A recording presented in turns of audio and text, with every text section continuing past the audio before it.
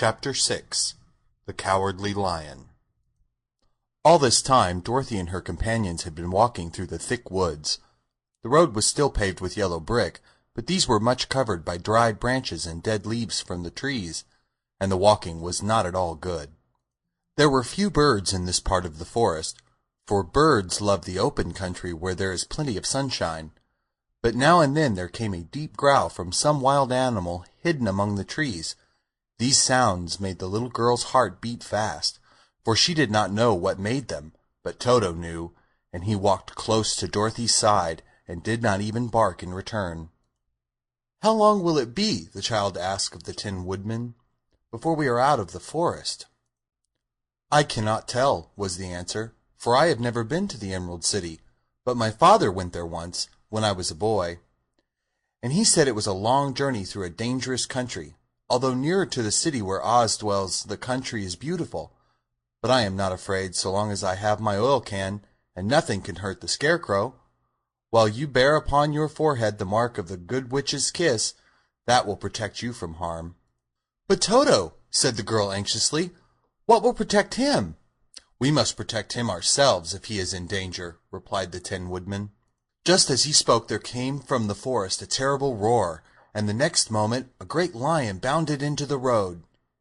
With one blow of his paw he sent the Scarecrow spinning over and over to the edge of the road, and then he struck the Tin Woodman with his sharp claws. But, to the lion's surprise, he could make no impression on the tin, although the Woodman fell over in the road and lay still. Little Toto, now that he had an enemy to face, ran barking toward the lion, and the great beast had opened his mouth to bite the dog, when Dorothy, fearing Toto would be killed, and heedless of danger, rushed forward and slapped the lion upon his nose as hard as she could, while she cried out, "Don't you dare bite Toto! You ought to be ashamed of yourself, a big beast like you, to bite a poor little dog!" "I didn't bite him," said the lion as he rubbed his nose with his paw where Dorothy had hit it. "No, but you tried to," she retorted. "You are nothing but a big coward." "I know it," said the lion, hanging his head in shame. "I've always known it, but how can I help it?" "I don't know, I'm sure." "To think of your striking a stuffed man like the poor Scarecrow." "Is he stuffed?" asked the lion in surprise, as he watched her pick up the Scarecrow and set him upon his feet, while she patted him into shape again. "Of course he's stuffed," replied Dorothy, who was still angry. "That's why he went over so easily," remarked the lion. "It astonished me to see him whirl around so. Is the other one stuffed also?" "No," said Dorothy. "He's made of tin." And she helped the Woodman up again. "That's why he nearly blunted my claws," said the lion. "When they scratched against the tin, it made a cold shiver run down my back." "What is that little animal you are so tender of?" "He is my dog, Toto," answered Dorothy. "Is he made of tin or stuffed?" asked the lion. "Neither. He's, meat dog," said the girl. "Oh, he's a curious animal, and seems remarkably small, now that I look at it. No one would think of biting such a little thing, except a coward like me," continued the lion sadly. "What makes you a coward?" asked Dorothy, looking at the great beast in wonder, for he was as big as a small horse. "It's a mystery," replied the lion. "I suppose I was born that way. All the other animals in the forest naturally expect me to be brave, for the lion is everywhere thought to be the king of beasts. I learned that if I roared very loudly, every living thing was frightened and got out of my way. Whenever I met a man, I've been awfully scared, but I just roared at him, and he has always run away as fast as he could.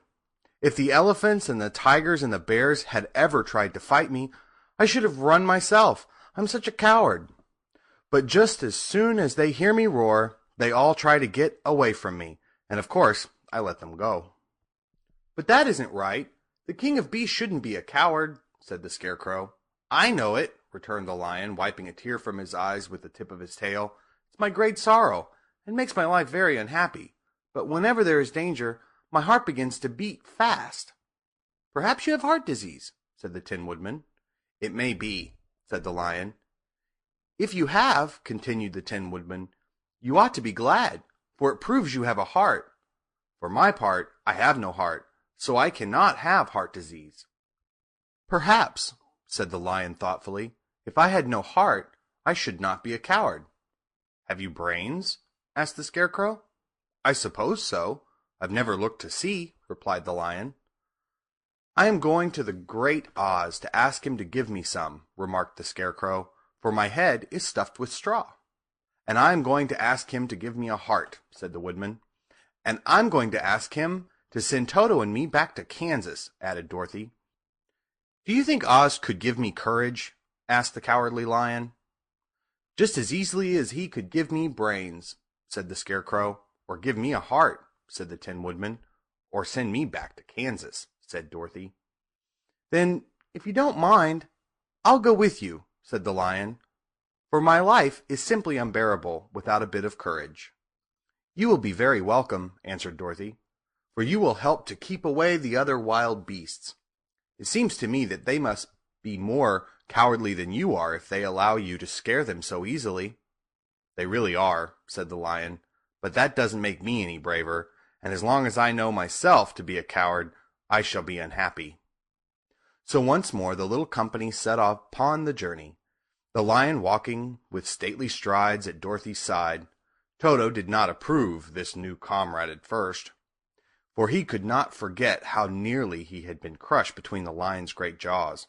But after a time he became more at ease, and presently Toto and the Cowardly Lion had grown to be good friends. During the rest of that day there were no other adventures to mar the peace of their journey. Once, indeed, the Tin Woodman stepped upon a beetle that was crawling along the road, and killed the poor little thing. This made the Tin Woodman very unhappy, for he was always careful not to hurt any living creature. And as he walked along, he wept several tears of sorrow and regret. These tears ran slowly down his face and over the hinges of his jaw, and there they rusted. When Dorothy presently asked him a question, the Tin Woodman could not open his mouth, for his jaws were tightly rusted together. He became greatly frightened at this, and made many motions to Dorothy to relieve him, but she could not understand. The lion was also puzzled to know what was wrong, but the Scarecrow seized the oil can from Dorothy's basket and oiled the Woodman's jaws, so that after a few moments he could talk as well as before. "This will serve me a lesson," he said, "to look where I step, for if I should kill another bug or beetle, I should surely cry again, and crying rusts my jaws so that I cannot speak." Thereafter he walked very carefully, with his eyes on the road, and when he saw a tiny ant trolling by he would step over it, so as not to harm it. The Tin Woodman knew very well he had no heart, and therefore he took great care never to be cruel or unkind to anything. "You people with hearts," he said, "have something to guide you, and need never do wrong, but I have no heart, and so I must be very careful. When Oz gives me a heart, of course, I needn't mind so much." End of chapter 6.